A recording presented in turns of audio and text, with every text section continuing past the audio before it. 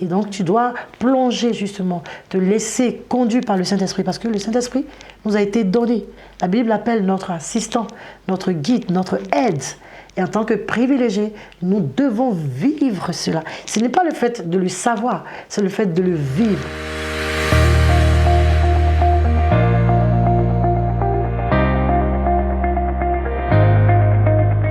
Bonjour à tous, soyez les bienvenus dans votre émission « Je suis un privilégié ». Aujourd'hui, nous recevons une privilégiée. Bonjour Dorcas. Bonjour Pasteur. Sois la bienvenue dans cette émission. Merci de m'avoir invitée. Alors, qu'est-ce que tu voudrais savoir? Alors la question qui me préoccupe et qui me travaille, ça concerne les jeunes. Donc on a souvent tendance à abandonner, voire baisser les bras dans certaines situations. Donc du coup ma question est comment nous pouvons persévérer, persister face à ces situations tout en s'appuyant sur la parole de Dieu. Très bien, merci. C'est une très bonne question. Et comme toi-même tu l'as dit, en nous appuyant sur la parole de Dieu. C'est la réponse. Nous appuyer sur la parole de Dieu. Parce que la parole de Dieu, justement, a régi ce que nous devons faire. Nous avons tous les conseils, toutes les stratégies qu'il nous faut, que Dieu a mis en place, parce qu'il savait déjà, voilà, parce que nous sommes ses enfants, nous sommes ses créatures, et nous sommes devenus ses enfants en acceptant Jésus-Christ. Il savait les problèmes que nous allons rencontrer, il savait tout ce que nous allons vivre.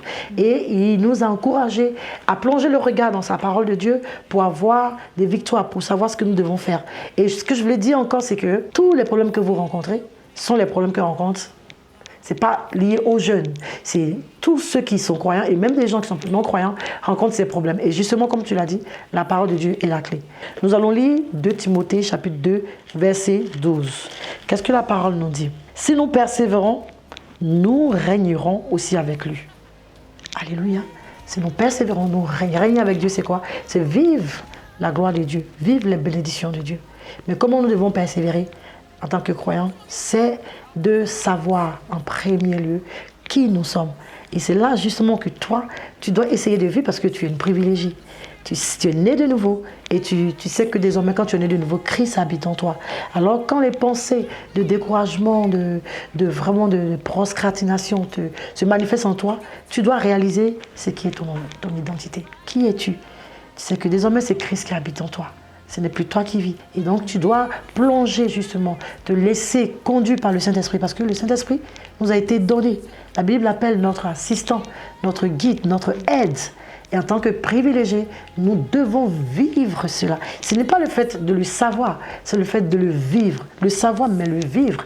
Justement dans ces moments que les jeunes pourraient traverser, les jeunes privilégiés, les jeunes croyants, les enfants de Dieu, qu'ils soient jeunes, qu'ils soient grands, qu'ils soient adultes, qu'ils soient ados, ils doivent se saisir de ces grâces-là, que nous ne sommes plus seuls, nous avons l'Esprit de Dieu en nous. Et nous avons le pouvoir, comme le dit Luc 10, verset 19, de chasser les démons.